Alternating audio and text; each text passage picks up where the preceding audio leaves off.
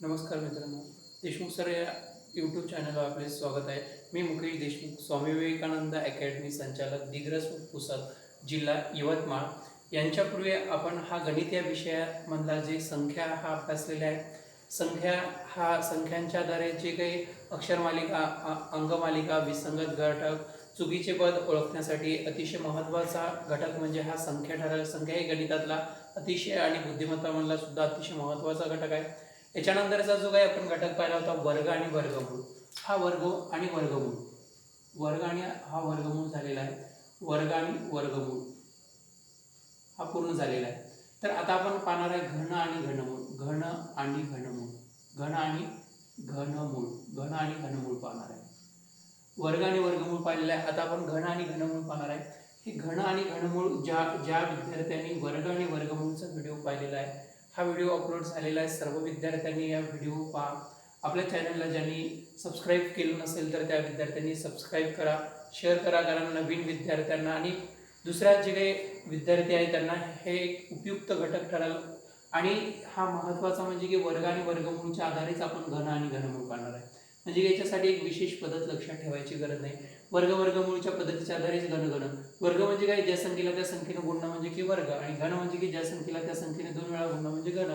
आपल्याला वर्ग करता आले म्हणजे घन करता आले. जसं की आपल्याला 1चा वर्ग करायचा तर 1 गुणिले 1 करतो बरोबर 1 येते.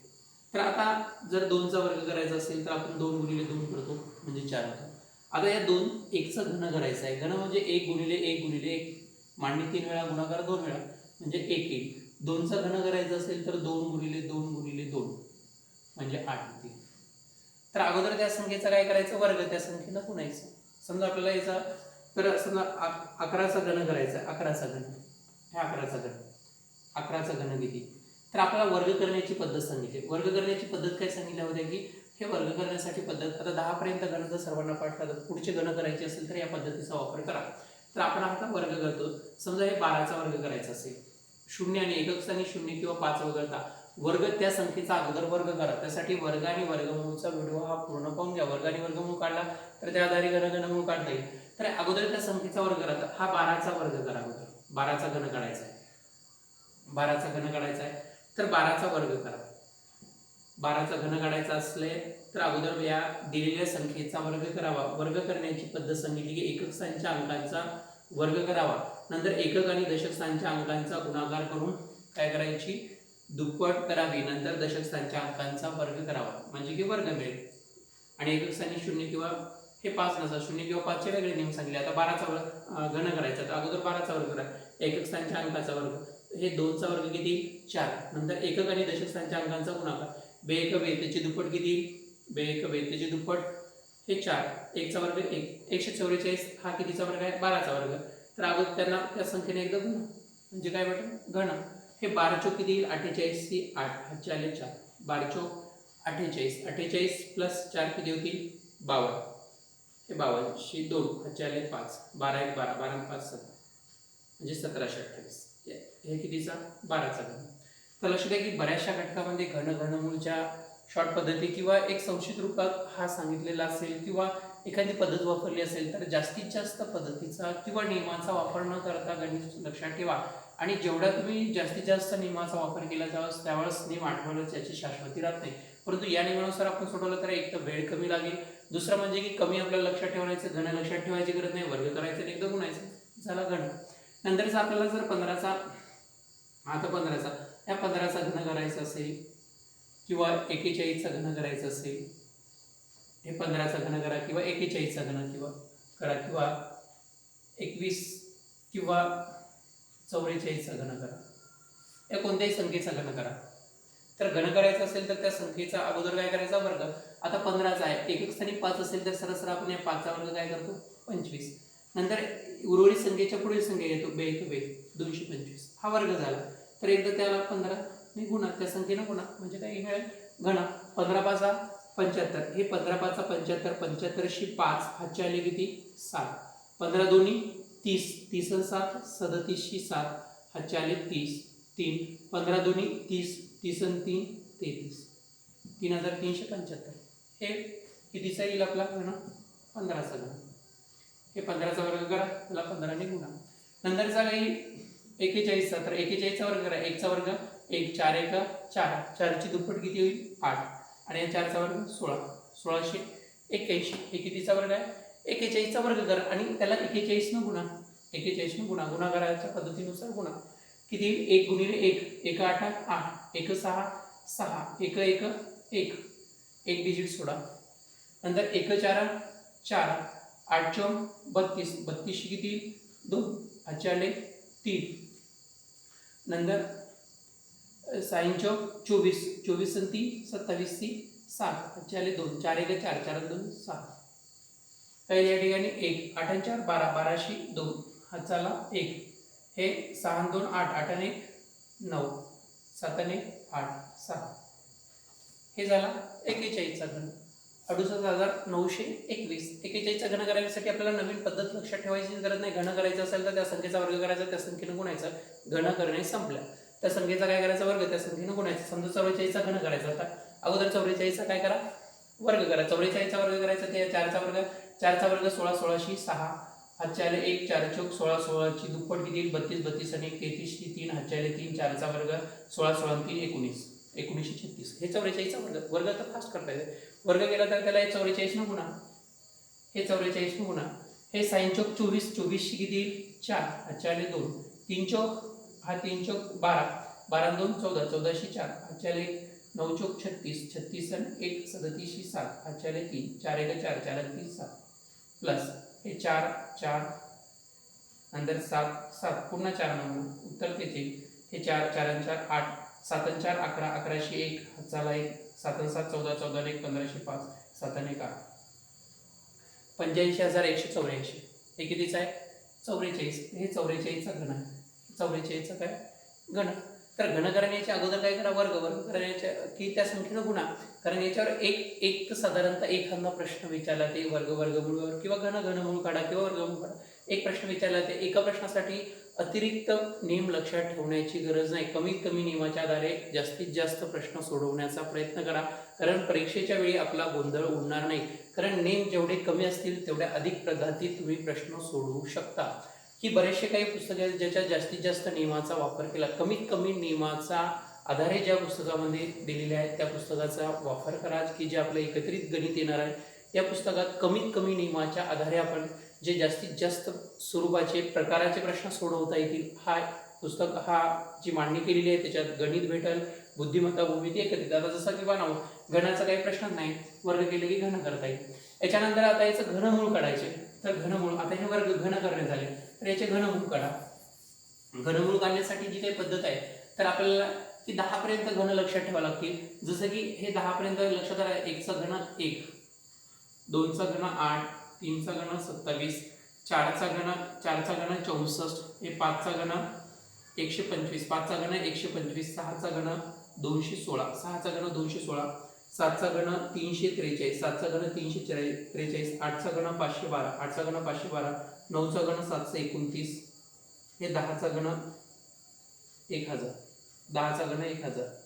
घन करण्याची तीच पद्धत, वर्ग करायचा त्या संख्येने गुणायचं, संपला वर्ग घन. आता घनमूळ काढता वेळी 1 ते 10 पर्यंत हे घन लक्षात ठेवा, 1 ते 10 पर्यंत घन लक्षात ठेवा. तर आता कोणत्याही संख्येच्या एकक स्थानी 1 असेल आणि त्या संख्येचा घन केल्यानंतर एकक स्थानी 1च येते. कोणत्याही संख्येच्या एकक स्थानी 2 असेल त्या संख्येचा घन केल्यानंतर एकक स्थानी 8 अंक येतो, म्हणजे 8च्या 2, 2च्या 8.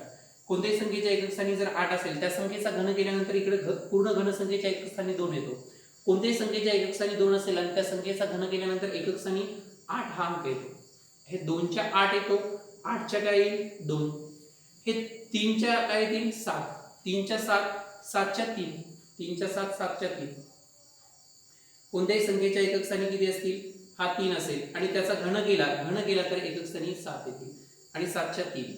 हे 4च्या 4 येतील, सरसर 4च्या 4, 5च्या 5, 6च्या 6, 0च्या 0. पूर्ण घन संख्येत हे 0 हे 3च्या पटीत येतील, 3च्या पटीत. 0 कसे येतील, वर्गसंख्येच्या 2 तर घन संख्येच्या 3च्या पटीत हे 0 येतील. नंतरचा आता आपल्याला घनमूळ काढण्यासाठी हे 1च्या 1 येईल, 4च्या 4, 5च्या 5, 6च्या 6, 8च्या 2, 2च्या 8, 3च्या 7, 7च्या 3, 9च्या 9. हे व्यवस्थित लक्षात ठेवा, 10 पर्यंत गणा. नंतरचे आपल्याला काय 94,100 92, 94,192, 94,192, 94,000 हे 94 सॉरी 9,41,192, 9,41,192, 9 लाख सॉरी 9,41,192, 9,41,192. नंतरचा दुसरा प्रश्न असेल आपला 8,84,736, 8,84,736, 8,84,736 हे 9,41,192, 8,84,736. आता यांचं घनमूळ काढायचं. तर वर्गमूळ काढतावेळी काय करत होतो आपण, शेवटचे 2 अंक बाजूला ठेवत होतो. घनमूळ काढतावेळी काय करायचं, शेवटचे 3 अंक बाजूला ठेवा. हे घनमूळ काढतावेळी शेवटचे 3 अंक बाजूला ठेवावे. घनमूळ काढतावेळी हे शेवटचे 3 अंक बाजूला ठेवा. घनमूळ काढतावेळी शेवटचे 3 अंक बाजूला ठेवा. हे 3 अंक बाजूला ठेवले. नंतर उर्वरित संख्येच्या जवळची पूर्ण घनसंख्या पाहायची. उर्वरित संख्येच्या जवळची आता 941 आहे. या 941च्या जवळची पूर्ण घनसंख्या कोणती आहे, 729. 1000 हे मोठे होती, तर याच्या जवळची कोणती आहे, 729 आहे. 941च्या जवळची पूर्ण घनसंख्या आहे 729. 729चं घनमूळ किती, 9. हे 729 कितीचा घन आहे, 9चा. घनमूळ काढतावेळी शेवटचे 3 अंक बाजूला ठेवा. शेवटचे हे म्हणजे की 3 एकक दशक शतक हे 3 अंक बाजूला ठेवा. उर्वरित संख्येच्या जवळची पूर्ण वर्ग संख्या पहा.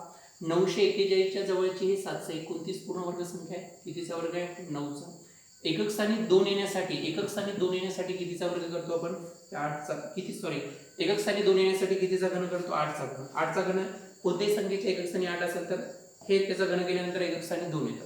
हे 8चा घन, या ठिकाणी 8 लिहा. हे 98चा घन, 98चा घन. सोपी पद्धत, संपलाय 98. आता या संख्येचा काढायचा. तर शेवटचे 3 अंक बाजूला ठेवा. शेवटचे 3 अंक बाजूला ठेवा. 884च्या जवळची पूर्ण घनसंख्या, 884च्या जवळची पूर्ण घनसंख्या कोणती आहे, 884.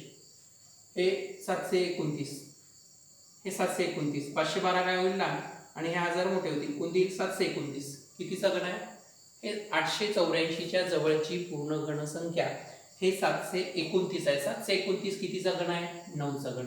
एकक स्थानी 6, एकक स्थानी 6 येण्यासाठी कितीचा घन करायला लागत, 6चाच घन करतो. एकक स्थानी 6ला 6च, तर एकक स्थानी 6 आहे तर 6 इथं 6. तर हे 6 9चा झाला. कोणत्याही संख्येच्या एकक स्थानी 1 असेल त्या संख्येचा घन केल्यानंतर 1 येते. कोणत्याही संख्येच्या एकक स्थानी 2 असेल आणि त्या संख्येचा घन केल्यानंतर एकक स्थानी 8 येतो. कोणत्याही संख्येच्या एकक स्थानी 3 असेल आणि त्या संख्येचा घन केला तरी इथं 7 येतो. 7च्या 3, 3च्या 7, हे 2च्या 8, 8च्या 2. एवढंच लक्षात ठेवा. 4च्या 4 येईल, 5च्या 5 येईल, 6च्या हे 6च्या काय असेल, 6 असेल आणि 9च्या 9 नंतर शून्यच्या 0च येणार. नंतरचा येईल आपला की शेवटचे 3 अंक बाजूला ठेवायच्या. त्या जवळची पूर्ण घनसंख्या 941च्या जवळची पूर्ण घनसंख्या 729 आहे. 729चं घनमूळ किती येईल, हे 9. 9 एकक स्थानी 2 येण्यासाठी कितीचा घन केला, 8चा. नंतरचा इथं किती येईल, शेवटचे 3 अंक बाजूला लक्षात ठेवा. 884च्या जवळची म्हणजे की 729 किती येईल, 9 आणि 6 येण्यासाठी किती येतील, 6. नंतरचा किती येईल, 4 लाख हे 4,21,000, 4,21,875, 4,21,000, 4,21,875 हे 4,21,875. नंतरचा प्रश्न. तर शेवटचे 3 अंक बाजूला लक्षात ठेवा. शेवटचे 3 अंक बाजूला ठेवा. हे 441च्या जवळची पूर्ण घनसंख्या कोणती आहे, हे 512 मोठी होईल. किती, हे 343. 441च्या जवळची पूर्ण घनसंख्या आहे 343. 343चं घनमूळ किती असेल, हे 7. एकक स्थानी 5 येण्यासाठी किती घ्यायला लागेल, या ठिकाणी 5. एकक स्थानी 5 येण्यासाठी 5. 2,26,000, 2,26,981, 2,26,981, 2,26,981 या संख्येचं घनमूळ काढा म्हणलं. शेवटचे 3 अंक बाजूला ठेवा. शेवटचे 3 अंक बाजूला ठेवा आणि उर्वरित संख्येच्या जवळची पूर्ण घनसंख्या 226. 226च्या जवळची 226, या 226च्या जवळची पूर्ण घनसंख्या कोणती आहे, 226. हे 216. 343 मोठी होईल, 216. 216 कितीचा घन आहे, 6चा. या ठिकाणी 6. एकक स्थानी 1 येण्यासाठी कितीचा करतो, 1. म्हणजे हा काय, x असतो. हा संपलाय का, हे घनमूळ काढणं. घनमूळ काढणे आणि गणना करणे. याच लक्षात आहे की आपल्याला दशांश अपूर्णांक संख्या दिल्या, पॉईंटच्या संख्या, समजा हा पॉईंटच्या संख्या दिल्या, हे पॉईंटच्या संख्या दिल्या असेल, समजा 0.1चा घन विचारला, 0.11चा घन आपल्याला विचारलेला असेल, 1.5चा घन. आता या संख्येची गणना, दशांश अपूर्णांक संख्येची गणना करतो. तर याच पद्धती काय करायचं की दशांश अपूर्णांक संख्यांचे घनकर्तावळी हे की पॉईंट नाही असं समजून घन करावं. हा पॉईंट काढला तर या ठिकाणी 1, 0 1 म्हणजे 1 चा घन किती येईल 1, 1 चा घन 1, 0 1 चा घन किती येईल 1. आणि पॉईंट नंतर अंक जे आहेत त्याची त्या अंकाची तिप्पट लिहावी. एक अंक असेल तर 1 ची तिप्पट 3 अंक लिहावी, 2 असेल तर 2 ची तिप्पट किती होईल 6, 2 ची तिप्पट किती होतील 6 अंक, 6 अंक लिहावे. 3 असेल तर किती येतील 9, 1 ची तिप्पट किती होईल 3, एक अंक आहे 1 ची तिप्पट अंक करा, तिप्पट अंक म्हणजे एका अंकाचे तिप्पट अंक, 1 हे 2 3, इथं अंक नसेल तर 0 द्यायचे, 1 2 3 हा पॉईंट 0, 0.001, 0.1चा घन, 0.1चा घन 0.001. आणि नंतर या पद्धतीत करायचं नसेल तर या पद्धतीत दुसरी पद्धत, ही दुसरी पद्धत करायची. तर 0.1 गुणिले 0.1 गुणिले 0.1 हा पॉईंट नाही असं समजून गुणाकार करा, 1 गुणिले 1 गुणिले 1 बरोबर किती 1. पॉईंट नंतरचे अंक मोजून देतो, 1 2 3, 1 2 3 0. हे पॉईंट नंतर जेवढे अंक आहेत त्याचे तिपटीने वाढवायचे. आता इथे पॉईंट नाही असं समजलं तर 11चा घन करा.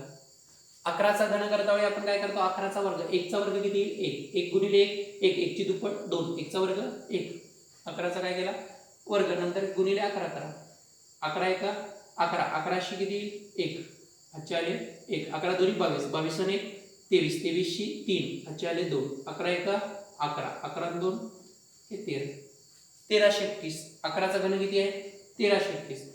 इथं पॉईंट नंतर अंक किती आहे 1 आणि 2, 2 ची तिप्पट किती होईल 6 अंक, 2 ची बेत्रिक 6, 2 असेल तर 6 होतील, 1 2 म्हणजे 1 2 3 4 हा 5 6, 0.001331.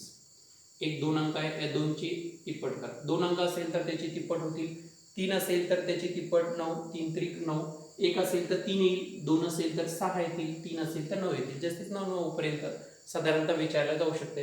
नंतर आता याचा करायचा घन, तर हा पॉईंट नाही समजा असा 15चा घन, 15चा घन करायचं तर अगोदर 15चा वर्ग करतो, 5चा वर्ग 25, 1 च्या समोरचे 2, बे 1 बे 225, 225 गुणिले किती करायला लागेल 15, 15 5 75, 75 शी किती 5, 15 5 75, 75 शी 5, 40 6, 15 2 30, 30 हे 15 2 30, 30 7 किती होतील 37, 7 40 3, 15 2 30, 30 3 33, 3375. पॉईंट नंतर अंक किती आहे 1, 1 ची किती होतील 3, 1 2 3, 1 2 3 हे झाले घन. दशांश अपूर्णांक, दशांश अपूर्णांक संख्यांचे घन काय करायचं, पॉईंट नाही असं समजून त्याचा घन करावा, आणि पॉईंट नंतर अंक जर 1 असेल तर जेवढे अंक आहेत तेवढे त्या अंकाची तिप्पट त्या घनसंख्येत उजवीकडून अंक सोडून पॉईंट द्यावा.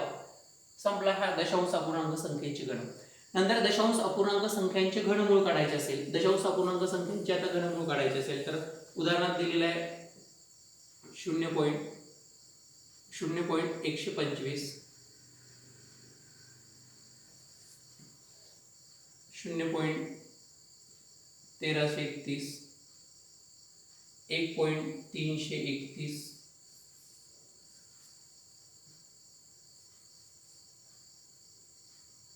0.0512, 0.0216,